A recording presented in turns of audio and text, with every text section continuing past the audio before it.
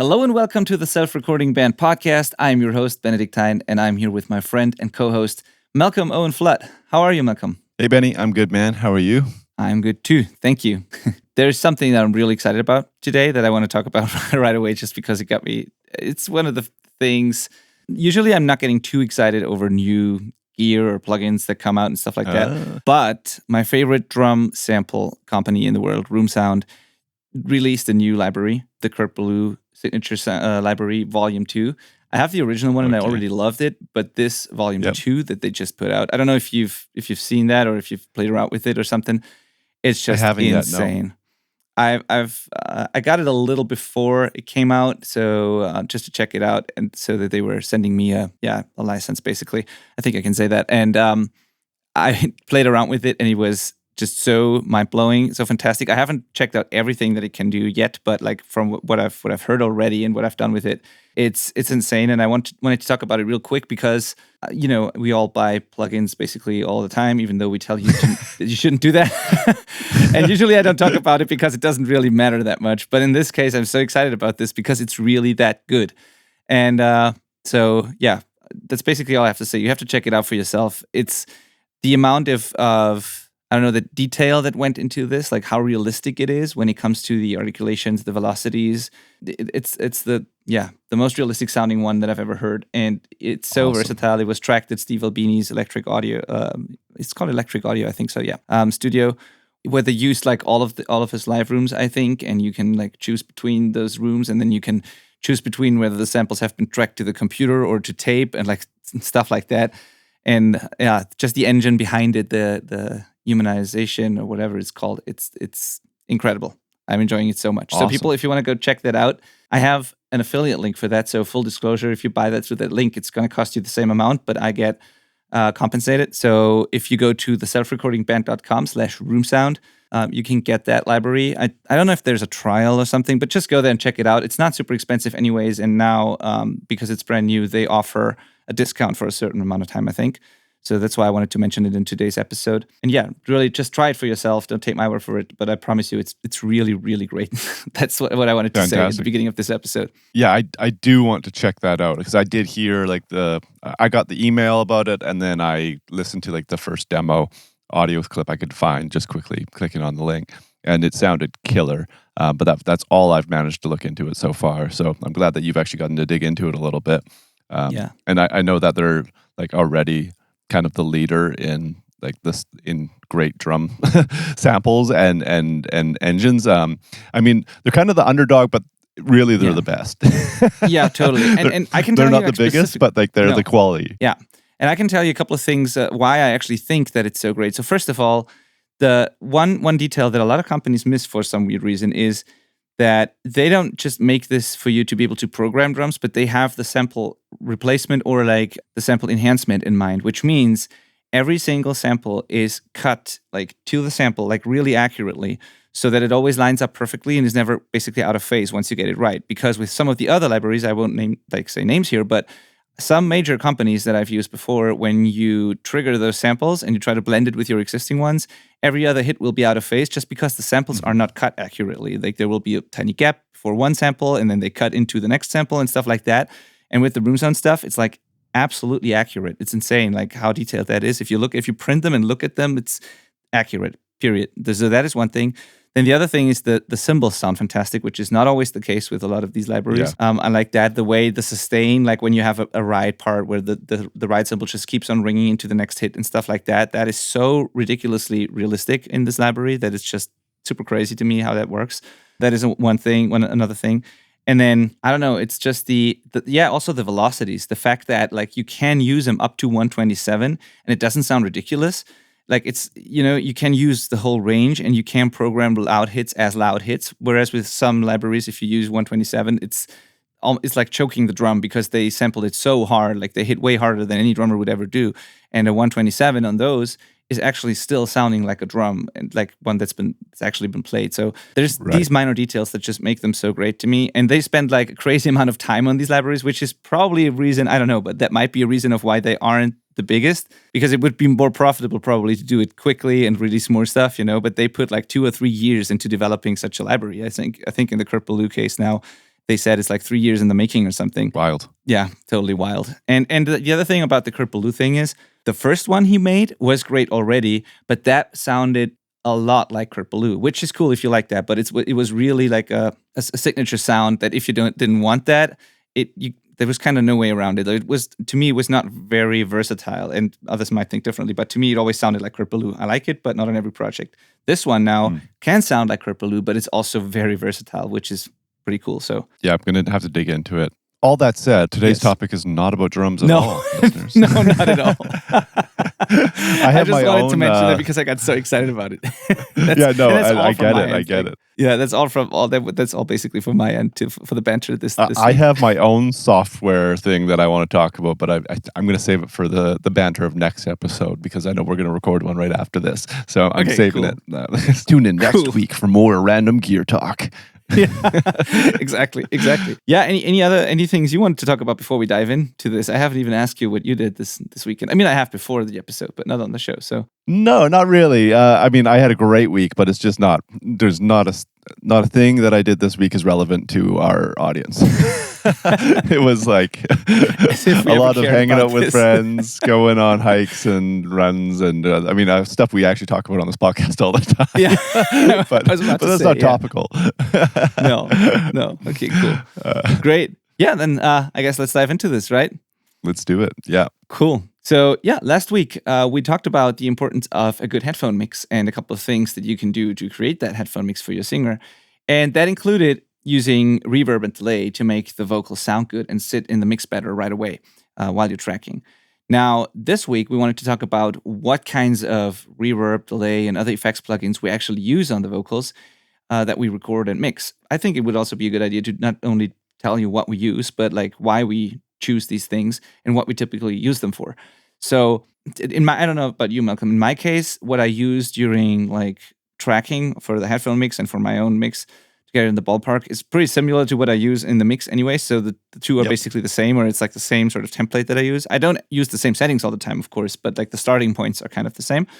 And yeah, this is what I want to talk about. And I think this episode, as always, can help you can help you get to starting points. This is something I always have to say because it's not this is how you do it, or these are the effects you should use, but these are our preferences, and they're going to be different between Malcolm and I, and these are starting points and nothing else. Like inspiration, something you can try. Some of the stuff might work for you, other things might not work for you. That's totally normal. This is just what we use and something to think about, I think. Anything to add to that, Malcolm? Is it the same for you, like that you use similar things for tracking and mixing, for example? Yes, if not exactly like it, because I tend to spend quite a bit of time when setting up a vocal session to find the effects that like really make it sound finished to me. So it's not uncommon for me to then, when I'm prepping for a mix, make sure I import that aux exactly as it was, so that it's like tweaked to that same amount and same settings, because it's like instrumental in how we built the vocal arrangement and stuff like that.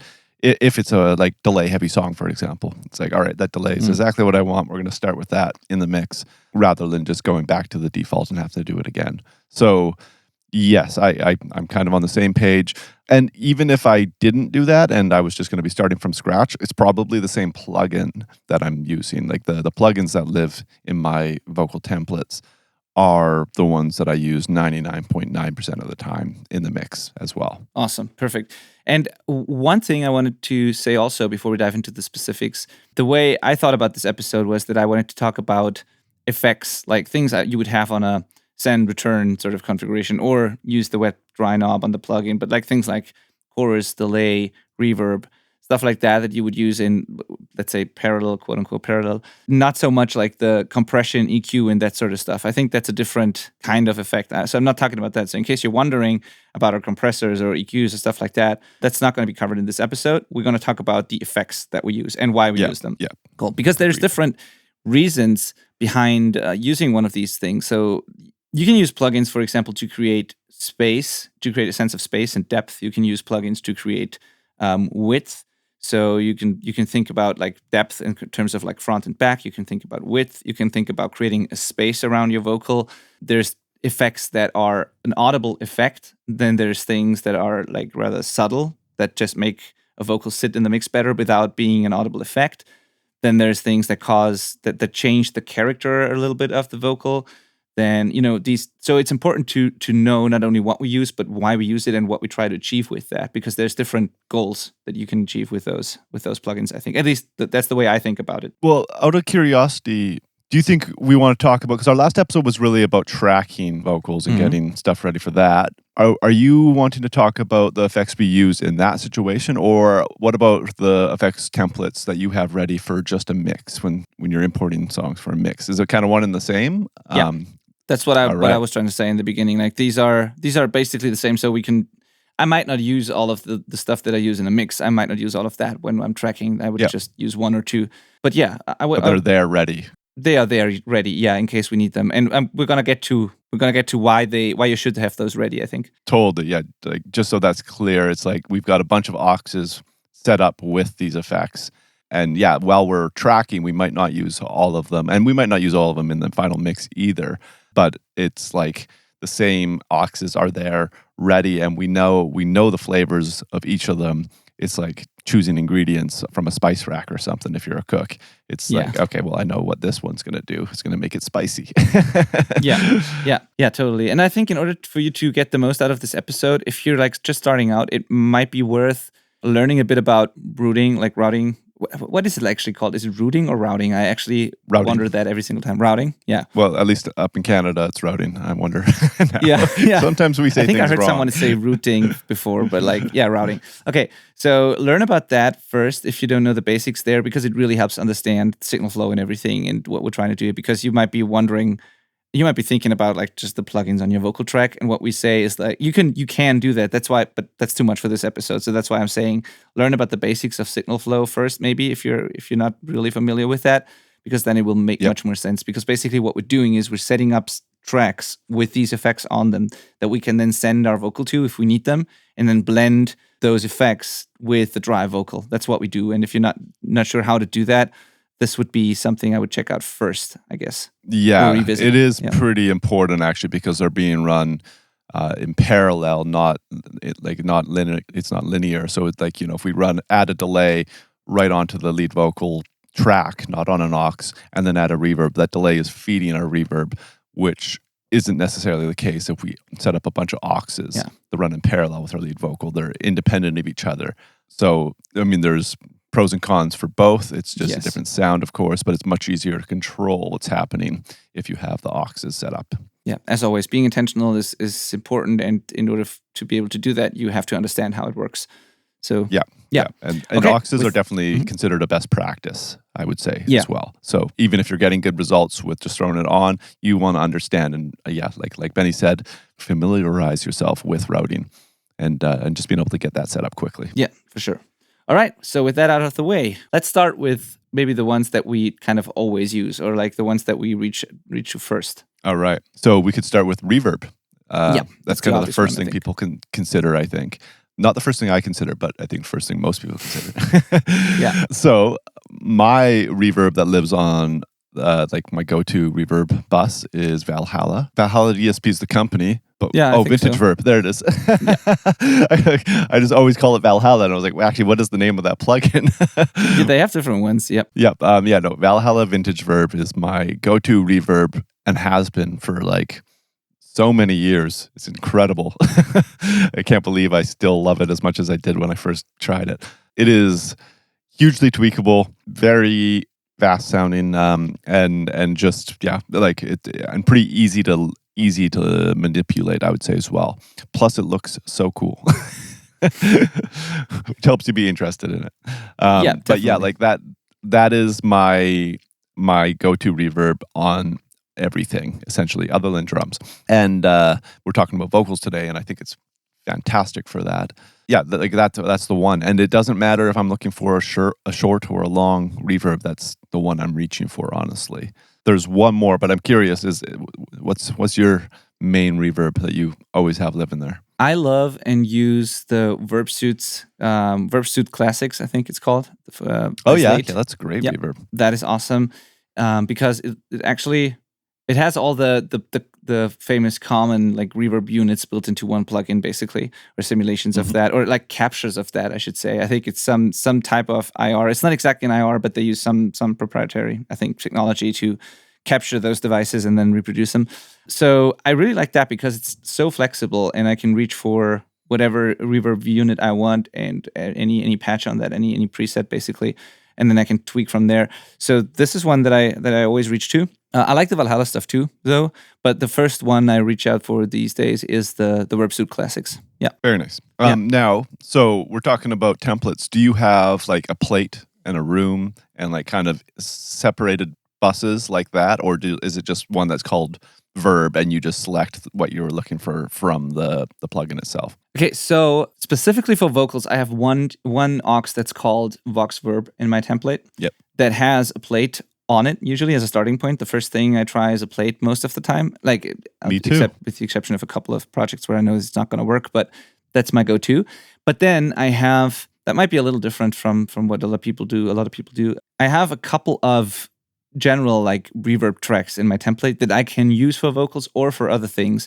And these are things like a small room, a medium room, a big room, a large hall, a small hall, a medium hall, a spring reverb. Like all these types of verbs are on their own channel, which seems like overkill, but they are not active until I choose to use them, but they are there.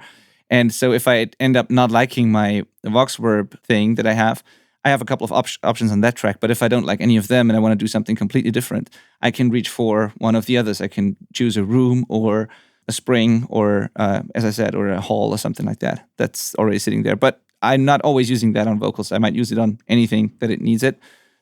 So yeah, but specifically for vocals, I have one Vox Verb track, and in, I don't know, 80% of all mixes, that's the one I'm going to use. Not always the same setting, but that channel. Yeah, that track. Yeah.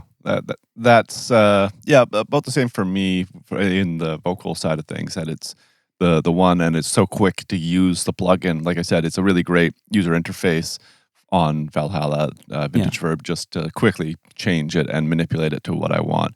I do have one more. I have two verbs sitting on auxes, two different ones, and one is Valhalla set to a plate as a default with a pretty long pre-delay. That's kind of a thing I like. And then the other one is the Eventide Reverb 2016 plugin. That's a great one too. That's almost the name of it. I got that wrong. 2016 Stereo Room plugin, and it just sounds pretty real right out of the box, kind of thing. Where Valhalla sounds larger than life in its usual default settings. So I actually usually kind of end up using a mix of both of those, where I'll use the Eventide one to kind of just bring some natural room back into things, because a lot of vocals are recorded really dead, which is how I like it. Don't get mistaken. I don't want more room in the vocal. And then I'll find that kind of pro shimmery reverb with Valhalla. That's kind of my usual stereo setup, or stereo reverb setup. All right, cool. Yeah, that sounds great. I think blending two reverbs can be a great move. I do a similar thing, but just not with a reverb. Interestingly, we'll get to that. I use something else as a reverb, basically, but we'll get to that. But yeah, blending those different textures or sizes or whatever you want to call it makes total sense. Because again, there's different things that you want to achieve. As you said, one is like the big, larger-than-life shimmer, and probably an audible reverb tail also to that, basically. And one could be a more subtle thing that just makes it sit in the mix better. So, yeah. Yeah. Well, now, I think we're going to stumble naturally on to what you were just alluding to. I said earlier that I think most people consider reverb first when they're kind of getting effects on a vocal. Personally, and I wonder about you, Benny, I wouldn't be surprised if you agree, it's going to be a delay for me. That's the first thing I'm reaching for usually. Yep, same here. You're the same. Yeah, and same here. I am usually much happier if I get the delays living where I want, and they're kind of adding enough space and wetness that the reverb is like a could take it or leave it situation. It's not crucial once I have delays how I want them. Where if I don't have delays, I end up using a lot of reverb, trying to compensate for that. And it's way muddier in a lot of cases, I think. But I mean, there's no one size fits all, obviously, especially in this topic. But my first choice is to reach for a slap delay is actually the first thing I like to find. Yep, same here. Yeah, all right. So next question would be then, is it a mono slap delay or is it a stereo slap delay? It's usually a stereo, but I have been playing with mono recently for sure. Both are great. Both are awesome. Yeah, my just to drop my go-to delay plugin is the Echo Boy by Sound Toys. Probably the most popular thing out there, I think. Great plugin, very versatile again, and very easy to manipulate once again. It's kind of like this box does it all kind of situation, which is great. But, and I know I've talked about this plugin on previous episodes, and especially on my Mixes Unpacked with What Futures Tune. There's the Plexi Tape one by Auditory, I think. That is a super cool delay plugin, obviously modeled after a Plexi, and I find like using that in mono is a really cool sound as well. So within the last like 6 months, I've built that into my template as well, just to always have that plugin sitting there. Cool, very cool. Yeah, so actually exactly the same here. I use Echo Boy stereo slap delay is the first thing I reach for. And I wonder how you use it or what you use it for. To me, it's not really an audible slap delay like you would like an Elvis type of thing, or where it's like used as an effect. It's not that. I use it to put the vocal into a room in a weird way. It's like I could use a small room patch or something, or I could use an IR, and sometimes I do that. But like usually, I like the one echo, like a very short one on the left and slightly longer on the right is actually what I use. So it might be, I don't know, 80 milliseconds left and 120 right or something like that. And I do that. I filter the lows and highs a bit because I don't want weird S sounds from the sides, and I don't need the low end too. So it's kind of a lo-fi thing that blends well. And what that does is it actually, if you don't turn it up too loud, it actually just sounds like a room. It's like one reflection that just puts a little bit of, not really space around it, but that just moves the vocal into the mix more for me. It just makes it sound less awkward and like less dry and upfront. And I have to use way less reverb if I do that. It just sits better immediately. It gets a little wider. And if I do that with reverb, I could, as I said, do a similar thing with like a room sound or an IR or something. But that sort of muddies up the mix a little more. It's just not one reflection. It's a little longer than that always. And I just want that one thing without cluttering anything. And that's what a delay does for me, basically. It just immediately sits better. And I find myself having to use way less reverb when I do that. Yeah, that Stereo Room 2016 plugin I mentioned, that's kind of like my natural reverb. It doesn't get turned on if the slap delay does the job, really. It's like that's what I'm hoping to accomplish as well. And that Plexi Tape one I mentioned, that is the Elvis sound. That's the one I like to push when I want that really like obvious slap kind of thing. But yeah, if I just want it to kind of be a little wider and sit in the mix a little bit more, it's going to be the Echo Boy one. Some easy tips on that that I find really great are what you mentioned with filtering. I definitely roll off like a lot of high end, for example, but then I use the saturation quite a bit too, which just darkens it up and saturates it, obviously. And then play with the reverb styles. So again, it kind of models all these different types of reverbs as well, like a Memory Man, it can do a Plexi as well, stuff like that. Do you have a favorite that you like to reach for first? Yeah, actually, I use a pretty boring one. I just use the dual echo digital delay thing, the standard one, because I just roll off highs and lows, saturate a bit, and that's it. So I'm not looking for an obvious effect there. If I want to do something like that, I might choose something else. But for my go-to, I want it to sound pretty much the same as the lead vocal, just with a bit more lo-fi, and then it sits well, like nicely behind the lead vocal. So nothing fancy there. All right, yeah, I reach for the Plexi again, and I realize I've said Plexi like 100 times in this episode already, but the Plexi mode on Echo Boy sounds very different than that Plexi plugin I mentioned. The other one I use is like the tube delay, which is very saturated, and then there's the Memory Man as well. I think I mentioned that one's cool. It gets more lo-fi as it goes, I feel like on the repeats, which don't really use that for a slap, but that's coming. First thing is the slap delay. Try and get that living just perfectly. Totally. And I wanted to add one thing, because people might be wondering when to use a stereo slap and a mono slap. So when I'm doing the Elvis thing, it's typically a mono slap for me. Might not always be the case, but oftentimes. But even with the subtle slap delay, just for space, basically, I sometimes use a mono one. And that depends on how focused I want the center to be. Usually I'm going for the stereo one, but sometimes I want a very clear separation between the sides and the center. So I want all of my vocal stuff be very, very focused and in the center. And in that case, I might not even use any reverb or anything that makes it wide. I want the guitars way out and on the sides, and the vocals very focused in the center. That's a certain sound that I sometimes want just for one part maybe or so.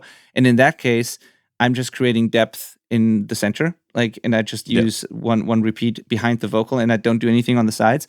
But in most cases, it helps the vocal sit better if it's got a little bit of stereo information from the two different delays left and right. So it's just again being intentional and knowing. For me, it's like how focused do I want the center to be, and do I intentionally want a very mono vocal or not, basically. Yeah, which can make a huge impact. And the kind of stuff, to bring it back to tracking versus mixing. When we're tracking, we're probably not writing in like automation to have a stereo delay come in for the chorus. We've kind of just got it up to the set and forget point, and then that's the kind of stuff we do in the mix. Is like decide if something wide comes in at one part of the song, vice versa.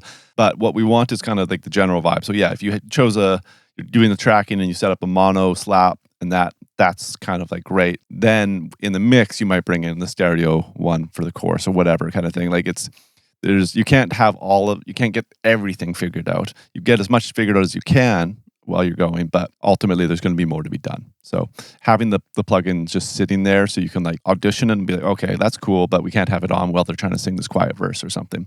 Just mute it out, keep it handy. It's available. It's going to save you time. Yep. One little trick there. I know we should avoid going down these rabbit holes, but it just made me think of one thing. When you said like we can't have the reverb on in this quiet part, there's one trick that I sometimes do that helps with that. And I have to do less work if I do that. And that is, I compress my vocals pretty heavily, as we talked about before, and you do too. So I think so. What I sometimes do is I'll duplicate the vocal, or I'd use the compression on my vocal bus or on a vocal master track and leave the actual track alone. But I feed the reverb or any effect from the uncompressed track. And what that does is the dry vocal without effects, without the reverb, will be consistent and very compressed. But the reverb level will change based on how loud the singer sings because it's coming from the uncompressed track. So when the voice is quiet in a verse, the reverb is also going to be a lot quieter. And when they start to sing louder or start to yell or go up or belt or whatever, the reverb will also explode in a way.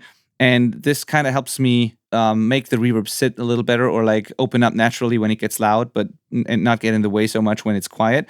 When I feed the reverb off the compressed vocal track, it's kind of always there, even in the quieter parts, I feel like. And so that is something that can help with that. Just a side note. Yeah, absolutely. That's a great tip, really. It's pretty advanced, and I love it. Yeah, but what it means basically is that the reverb follows the natural dynamics, but the vocals not anymore. Yeah, exactly. So, yeah, it's very clever. So, okay, so we've got our slap delay.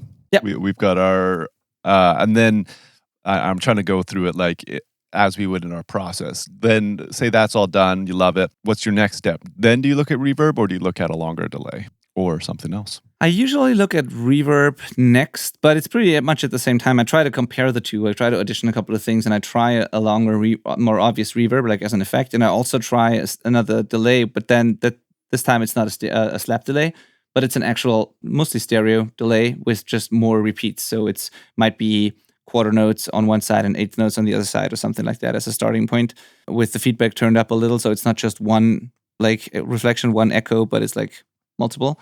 And I usually audition both real quick and then decide if I want to use the reverb or the delay or both. Or sometimes I use the delay, but feed it into a little bit of reverb to make it sit behind the vocal. That can also be something where the vocal is dry, but the delay might go into a bit of reverb because otherwise the delay might be too upfront compared to the lead vocal. So this could be a thing. So I usually do that. I compare the two. And as I said, the reverb is the plate as a standard go-to, but in some cases I might use something different. And for delay, it's going to be some more characterful thing in that case. So I'm not reaching for the digital delay in this case. I'm reaching for some sort of tape delay or something that even is a bit modulated maybe, so that it's not an exact eighth note or quarter note. I like to have a little bit of shuffle or swing in there with the Echo Boy, or I like to modulate it a little bit, or I try to, I don't know, I just kind of don't like the very static rhythmic sound if it's just eighth notes and quarter notes. I like it to be a little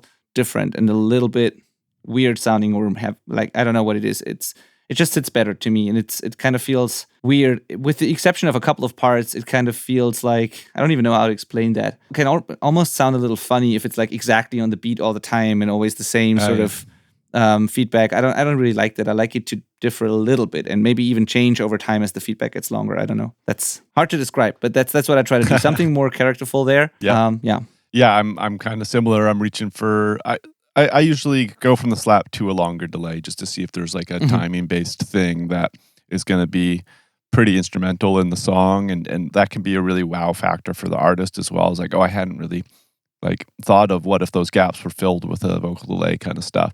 So when that works, it's magical, but it doesn't always work. And okay, so that's different though from what I do probably. Okay, we'll get to that. So because the one that I do because the one that I use is almost sounding like a reverb. It doesn't really sound like a delay that's filling the gaps. It's like a little more lush than that. It's a delay, so it's not a reverb, but it's not like obvious repeats oftentimes. No, I don't think mine necessarily is either, because it's so down, but it's kind of just there. I mean, it depends how loud I go with it, kind of thing. But but there's like it can be pretty busy without being busy, I think, sometimes with the right song. So but longer than the slap and feedback up a little bit, kind of thing. And I'm usually trying to find a way to like muddy it with either reverb or enough saturation and like high cut to make it really not like take away from the understanding the lead vocal, I guess. And then that that's again something I prefer over reverb. So I'd rather have that rather than like my longer plate happening kind of thing. Yeah, me too. As a focus. But it's kind of an experimentation, and that's the beauty again of having these auxes set up. I just turn it up, turn it down, grab the reverb, turn it up, turn it down, and just like play with those levels and see what I like. And I'm thinking now, Benny, of you having your faders set up in front of you and how awesome that must be to just be able to grab your different auxes with different fingers and manipulate that rather than a mouse. That's now I've got gear envy. Yep. That's really awesome, to be honest. Totally. That's like balancing decisions like that are the reason why I got this controller in the first place. It's like not so much the automation, but like the being able to balance it just by ear with the finger on the fader is pretty cool. Yep. Lucky guy. Yeah, but I'm thinking, do you have certain times as starting points that you use, or is it actually a note value sort of that you choose for the delay, or is it just a certain amount of milliseconds, or is it like how do you go about that? The delay. It just is set to eighth notes, tempo mapped or tempo locked, so it just like automatically syncs to the BPM of the session. And then, but that's only because I just had to choose something, and I feel like eighths is a good starting point. I always end up tweaking it as I'm fooling around with it just to see, and like kind of, you listen and you have a rough idea of what you might want to try. So I just grab it quickly and mess around.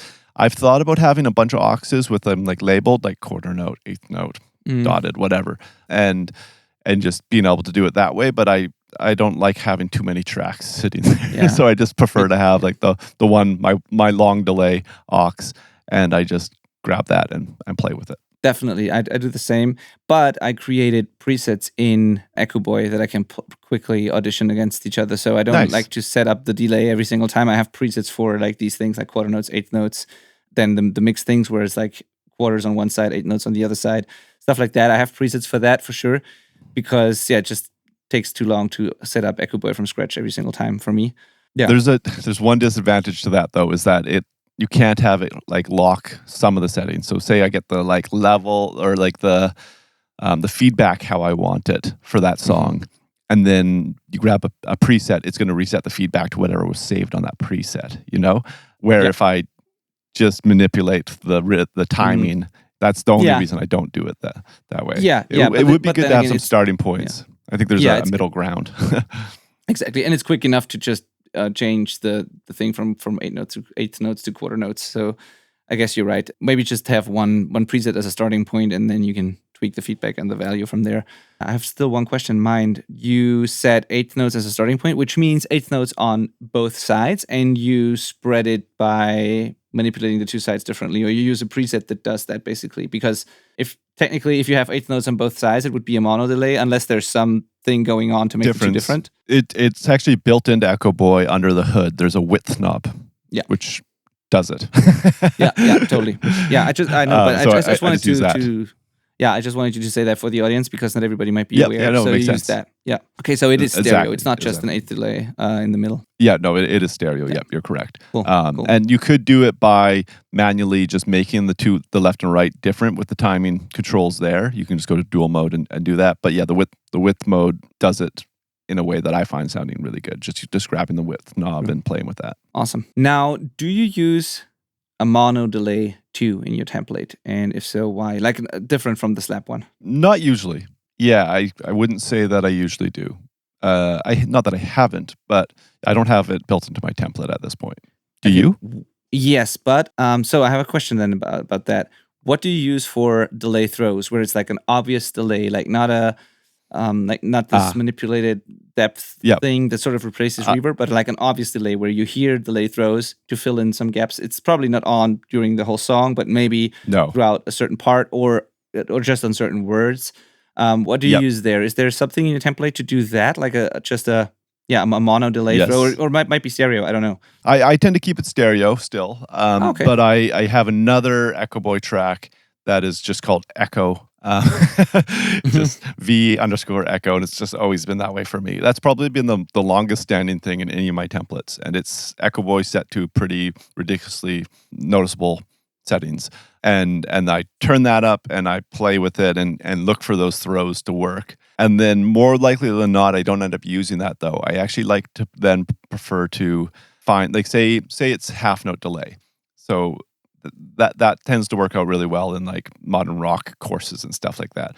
If that's a go, I'll often like then grab a plugin that maybe it's that plugin, or maybe it's like plexi tape or something more noticeable, more colored. Throw that right on the end of the vocal track, my lead vocal. So it's after all of the effects and everything, and is right on there. And then I commit that track. And that's my new delay throw track. It's like printed. I can see where they are. It's 100% wet is what I've committed here. And I just mute out sections and then manipulate them as I need. I find that workflow just works for me. Rather than trying to like ride the levels up for these delay throws, I just print a totally delayed track and then cut and edit the audio as audio clips. I can just delete the S. I don't have to worry about riding the fader around it, stuff like that. That's a great workaround, actually. I have a workaround for that too, but it's completely different, but the same reason. But that's actually great what you do because you can see them and you can manipulate them more accurately. You could even cut out like a harsh S or something, or like you could, if you see the waveform, I can see that work pretty well because you can have exactly the amount of throws that you want and stuff like that. That's cool. What I do is I have a track for delay throws with a certain preset on there as a starting point, and I have an empty audio track below my lead vocal track that has that's just feeding, that has the delay plugin on it on 100% wet. And whenever I want a delay throw, I just cut out the word that I want for that from the actual lead vocal track and move it down to the delay track. And then I only have the delay on that one word. And that works. You still have control over what exactly is getting fed into the delay, but I have to tweak the feedback quite a bit in order to get the amount of throws exactly right and stuff. Whereas with your approach, you could actually see how many you have and stuff like that. So but there's a lot of perks to yours because if I get it wrong, I have to recommit that section or something like that. And because I haven't only dragged down some words, sometimes there's overlap from the phrase before on the line that I'm finding works really well, and then I have to recommit that. Your way, I like that. I think that's going to be my new thing. That's really cool. You can do it a couple different ways. You can either move down the entire thing and have a dry-wet balance there, or you can just copy it over and have it all on wet, basically. And and then you can decide if you want the delay track to be with the vocal processing or without it, so less compressed or whatever. So it's pretty cool. Yeah, very cool. All right. This is awesome. We're learning new things here. Yeah, exactly.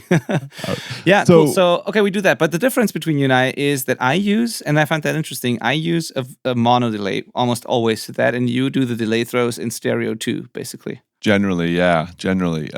Should try and that. yeah, it just never really crossed my mind to go mono there, but maybe I'll give it a shot, see what I think. I don't even know why I do it mono. It just made sense to me that it's a mono vocal, and if I want the delay, it's just a mono repeat of that. But why not do it stereo? Like, you're right. Yeah. Well, I think we both think you're right. Yeah.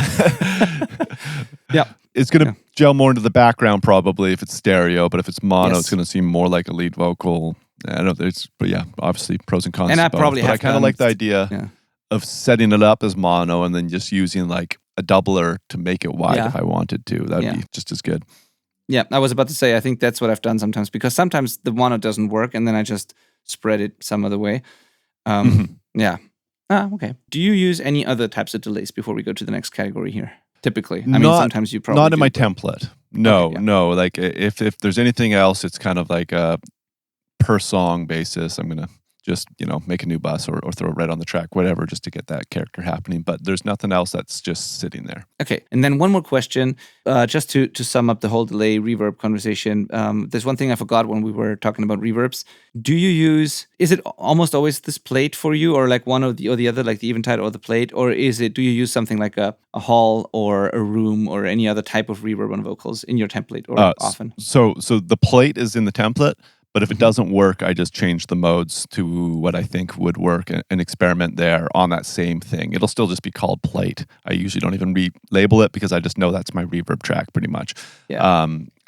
So hall, is a common one. There's what's it called? I think it's called tiled room.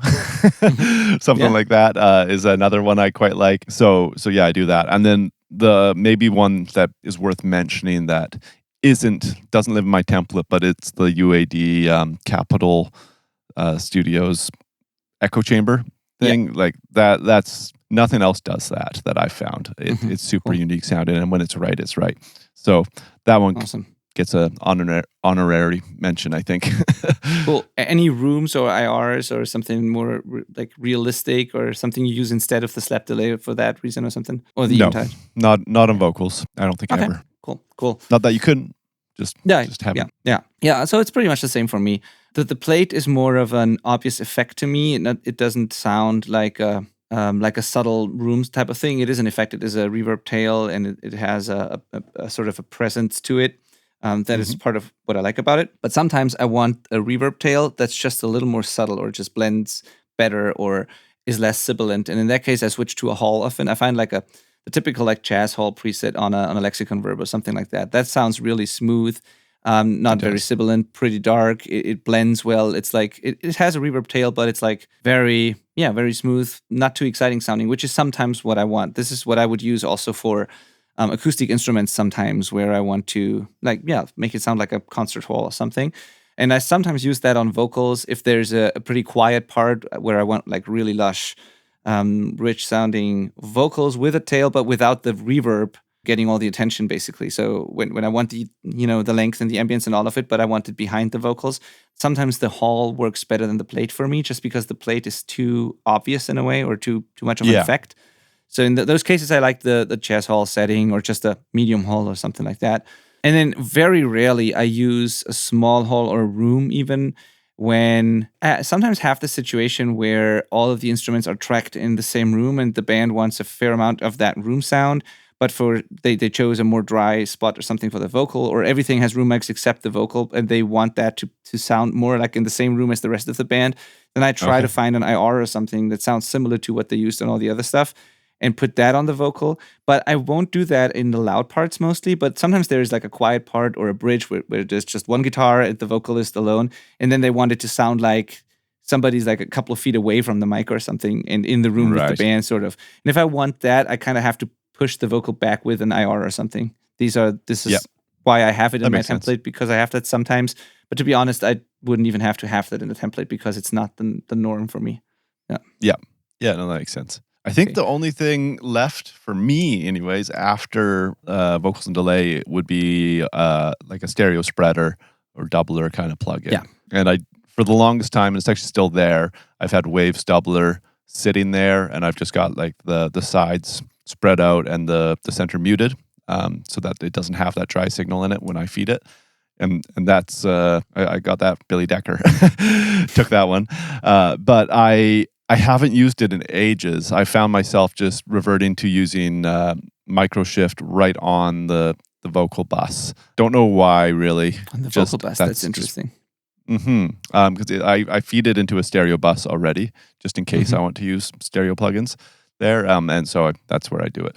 And yeah, I guess, and actually worth mentioning, it on that vocal bus is also where I'm feeding the plugins. So if I do it there, my stereo spread vocal is being fed to my reverbs and stuff like that.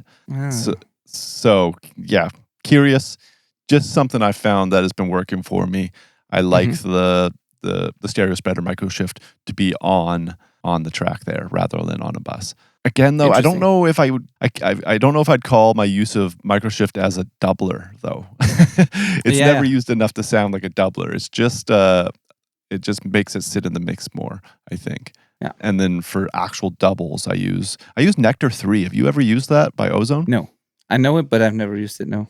The doubler is super cool. It's Really? it's a doubler, but you can set the doubles to be harmonies or octaves or whatever instead. So it's also like a harmony engine. It's very cool. That sounds like fun. Yeah, that sounds cool. Yeah, no, I've used not much other than microshift, to be honest. I've maybe tried a couple of different ones, but I always end up using microshift for that reason. Sometimes even just the little microshift, because I don't even need the 3 different types. I just need the microshift, whatever it does under the hood. It's great. Totally great. Yeah, and so I use it differently, but I guess I achieve a similar thing in a way, because it's also not a doubler for me. It's just to add, to make it sit better, to add a little bit of width. If I want doubles, I just make the band track doubles, or sometimes that's not possible and I have to create fake doubles. But usually I have doubles and don't need to create them. But the thing is, I use microshift on the doubles most of the time. So what oftentimes happens is that bands send me a lead vocal and one double, for example, but I want the double to be stereo. And in that case, I might not put it on the lead vocal, but I might put it on the doubled vocal. And I might even put it on 100% wet, so that I don't even have a mono double anymore. I just have the spread out double, basically, and that turns the mono into a stereo double. That's what I do a lot of times, actually. And I don't put it on the vocal bus because I want to be able to decide if I want the microshift on my lead vocals or on the doubles or on the harmonies or on other backing vocals. And usually I send all of those to the microshift in varying degrees. I might send a little bit of it from the lead vocal, sometimes nothing. I might do like a lot of it from the doubles. I might do a bit of it on some harmonies, but none on like backing vocals that just come from one side and have to be pretty mono or something. You know, it kind of changes. So I have it on an aux, and I send different amounts of everything to that aux, and in some cases I also put it on the double track, as I said, and turn it all the way to wet if I want to create the fake stereo thing. So that's how I use it, basically. So just to spread out things and to make it a little fuller, and also to create a difference, I guess, between the very focused mono lead vocal and the other stuff, because it makes it sink into the mix a little more. It spreads it out a bit, and that creates more depth and more of a difference between the lead vocal and whatever is behind that, to me. So totally. Yeah. Okay. You got to try Nectar 3, buddy. Okay, cool. It's cool. For that purpose of like they sent a mono double, and you're like, I wish you gave me 2, but we don't have time now. We got to mix this thing. Nectar 3 is the answer. It just it's so well. I've actually found many times now that I prefer this like artificial double. I throw it right on the track, 100% wet, and manipulate it. However, pretty fun interface, honestly. And it's like, I like this more somehow than having the real doubles. It's got a different sound. It's not every time, but like sometimes it's like, oh, this is just perfect. So try that. I find it rather than like microshift, it does the job really, really well. Cool. Really cool. Do you think, I think I need to get into the Isotope plugins more anyways. I'm one of the very few people on this planet, I think, in this industry who haven't used a lot of them. I know RX, I used to clean up things all the time, but I'm still on RX7, I think, or so. Yep. And I use a couple of their things, but like I've never been big into like Ozone or any of that. But I know that they are all amazing, and so I'm wondering now that they also offer the subscription, which is actually pretty affordable for the crazy amount of like amazing tools that they have. So I wonder if it might be worth just get the subscription for a month or two, check out all their stuff, and then decide what I want to keep or maybe stick with the subscription. I at some point I think I have to do that because people keep on telling me amazing things about the Isotope plugins, and I haven't used a lot of them. Yeah, worth trying out for sure. I do think like Nectar is essentially Nectar, and they've got one more, Neutron, are kind of built for people looking for all-in-one plugins, which generally I don't really vibe with. I'd prefer to have my one compressor plugin, then my EQ plugin, and then like my doubler as a different plugin. I don't want them all living in one plugin window. But for songwriters, I could see this being really nice, just having everything there. So it's good stuff. Maybe we'll nerd out on this more off the podcast. yeah, for sure. Yeah, and again, this is the thing. We always tell people to not buy gear, and then we talk about what gear we should buy. Totally. Sorry. But yeah, it doesn't make like you can do all of the things that we said today. A lot of the things you can do with stock plugins. The whole widening microshift thing. I don't know if that's possible with the stock plugins you have, but reverbs and delays for sure.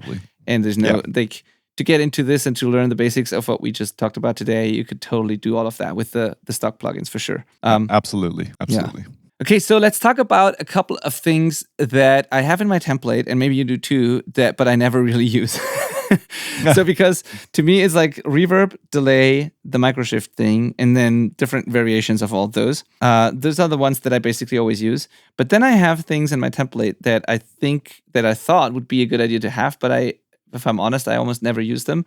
But a lot of people do. So for example, I have a chorus in there. I have a flanger in there. I have a kind of like the whole category of like modulation effects. I have those in my template, but I very, very rarely use those. So might be because of the genre that I'm in, or I don't know. But like instead of a chorus, I just like to play around with the microshift more, or I don't know. And also things like a flanger or phaser. Like there's the odd part where I want something like that, of course, when bands ask for that, or when I just think it's a good idea and I come up with something creative. But it's not something that I do on all of my vocals. Like, if you watch mix tutorials especially by like older mixers that came up on consoles or were mixing in the 80s, 90s, they always use like flangers and choruses and stuff. And some of them still do today, but I don't know. I never really do that a lot. Yeah, it's pretty rare. And I definitely don't have them living in my my template for sure. I don't.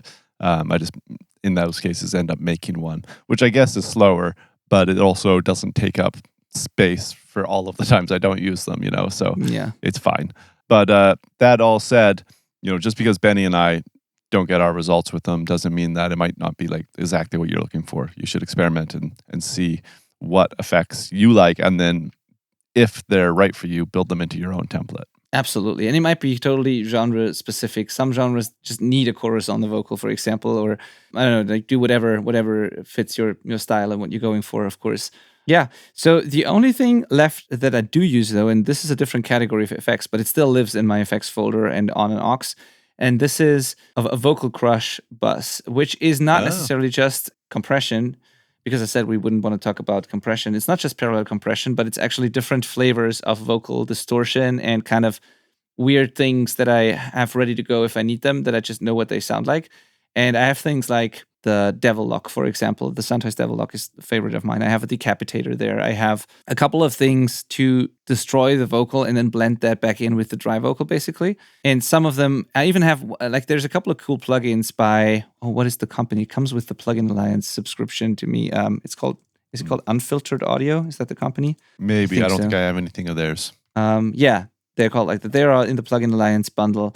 They have really cool plugins where they let you distort things, but then similar to, you could do that with Saturn, I guess, because then you can like modulate the distortion and you can combine multiple modules of different distortion, and like you have these virtual patch cables that you can use to feed one into the other and create feedback and modulations and stuff like that. I think with Saturn you can do a similar thing, and so I have that, and I have some just presets built there that I like, that are creative, that I can use and blend in with the vocal or use exclusively for one part all the way up or something like that. So I have this Vocal Crush bus that has 5 or 6 completely different flavors on that Vocal Crush, on that bus, or on that effects track, that aux, I should say.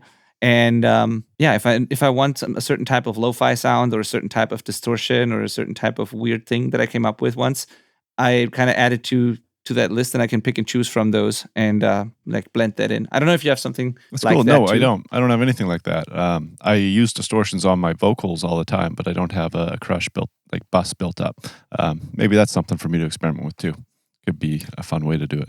Yeah, it's definitely fun. Like the standard distortion or drive that I use on my vocals is on the track itself, typically. But like the really crazy stuff lives on that parallel thing, and I just keep adding to that list. Basically, every time I come up with something cool, I just move it there, and then it's ready to go. So awesome. Yeah, that's fun. Very cool. Okay, anything else? Did we miss something? Because that's pretty much it. And I use all of these things, not all of them, but the things I use in tracking are from that list, basically. Yes. So when I track vocals and not mix them, I might reach for the stereo slab and a reverb, or the stereo slab plus a longer delay or something. And that's pretty much it. Sometimes I set up delay throws just because we hear it sort of while we're tracking, and then we're like, let's try if that works. And then we keep it in there because it helps the song or makes things feel different. So it's all ready to go. And it's exactly the same as in my mix template, basically. Yeah, I'm the same way. These buses just live there in the session. So they're there if I need them for tracking. They're there if I need them for mixing. They're just my go-tos. Saves a lot of time. Don't have to, get out of the listening experience if it's already living there. So that's why it's important to have them ready. And as a self-recording band, this is only more helpful. For Benny and I, we're mixing different vocalists constantly. So we constantly have to tweak and experiment and just get it to work with that style and that singer. When it's you can really find like your magic sauce that like routinely works for you. So if you're setting up your own vocal chain, this is like extra worth the time to experiment and get it ready and just always there for you. It's like, here's my go-to chain. I know it. I love it. Awesome. Absolutely. Totally. One last question, Malcolm. Is there anything you had in your template that like once, or something that you've been using for a while that you don't use anymore, or that just doesn't work for you anymore, or that you found a better way of doing, or I don't know, something like that? Has that changed a lot over the years? Anything you remember? I had more throws set up at one time, but again, they were just kind of cluttering things up. So, and I changed how I went about that. So they're gone. And then I did have one like crazy effects track, which was like, I was using Echo Boy into Crystallizer and then into like Valhalla Verb. And Crystallizer is like a delayer that also does pitch modulation and splicing stuff. And so like essentially a delay would feed it and then get detuned and get all weird and reverbed. And I was like, oh, this sounds so cool. But of course it was useful for the one time I made it and never again. So it's just way too much. So that got deleted out. Yeah. So not really. And I guess like there's the doubler. I mentioned that there's that doubler, Waves doubler sitting on a bus, and I usually don't end up using that anymore. So it hasn't been deleted yet, but it's just not my go-to anymore. Okay. Yeah, what about you? No, but I should change it. That's why I was asking, because I have all these redundant things in my template that I never really use. So maybe I should just make a leaner template and get rid of some of the stuff. That's why it got me thinking about this this question. No, I haven't really. I changed the plugins on those auxes, but the auxes themselves didn't change much over the years, I think. Right. But it's time. Maybe it's time for a cleanup there, or for like rearranging stuff. Because what I also do is I find myself using a certain aux track and then immediately changing the plugin or changing the preset because I don't use it anymore. So I should probably update my template so I don't have to do these things all over again all the time. So yeah, no, that's the only thing. It's kind of the same, but the tools sometimes change, and there's a lot of stuff I don't use anymore that's still in there, like the flanger chorus and that sort of thing. That makes sense. I'm sure I'm forgetting something, honestly. So maybe maybe next episode when it comes to me, I'll mention it as a little add-on. But like honestly, I think that's a lot of ammo to get started with. Totally. Let's just say, even if we forgot something, if you only had the things that we mentioned this episode, you could create a killer mix. So overkill. Yeah. Yeah. All right, cool. I really hope that helped. And let us know if you have any questions. Maybe we didn't cover something that you would have been interested in. And in that case, send an email to podcast@theselfrecordingband.com or comment in the Facebook community when I post the episode. Just comment below and let us know your follow-up questions to that. You can always go there by going to theselfrecordingband.com/community. And see you in there. See you there. Bye. Talk to you next week.